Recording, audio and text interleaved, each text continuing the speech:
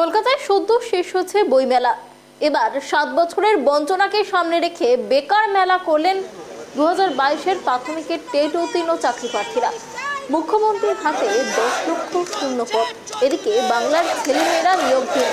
অবিলম্বে প্রাথমিক বিদ্যালয়ে 50,000 শূন্যপদের নতুন নিয়োগের দাবিতে বিজ্ঞপ্তি প্রকাশের দাবিতে অবস্থান বিক্ষোভ চাকরি প্রার্থীরা।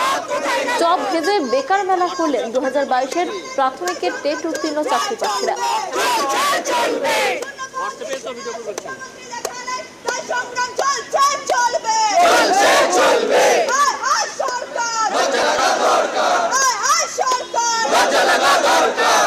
আমরা অলরেডি কোয়ালিফাই করেছি। আমরা 2017 সালের পর 2018, 19, 20, 21 সালে সরকার কিন্তু প্রাথমিক টেট নেয়নি।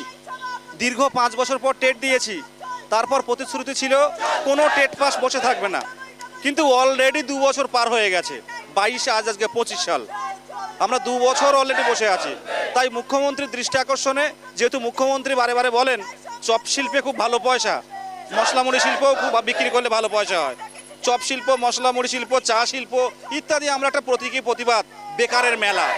2022 প্রাথমিক টেট উত্তীর্ণ চাকরি প্রার্থীদের পক্ষ থেকে বেকারের মেলা। এখানে আমরা চপ ভেজে দেখাবো, এখানে মশলা মুড়ি করছি, এখানে পাঁপড় তৈরি করে মুখ্যমন্ত্রীর কাছে আমরা দাবি জানাচ্ছি, আপনার হস্তক্ষেপ চাই। আমরা MA, BA, B.Ed, D.LED complete করে এখন কি আমরা চপ শিল্পে দেবো? কর্মসংস্থানটা তো দরকার। তাই মুখ্যমন্ত্রীর দৃষ্টি আকর্ষণ এবং হস্তক্ষেপ চাইছি আর স্লোগান তুলছি, দিল্লি দেখে শিক্ষা নিন, বঞ্চিতদের নিয়োগ দিন। তো আমরা আজ এই শিল্পটাকে বেছে নিলাম, কারণ আমরা কতদিন বঞ্চনায় থাকবো? আমাদের বাড়িতে মা বাবা আছে, কতদিন কষ্ট পাবো আমরা? হ্যাঁ, আমরা সবাই কতদিন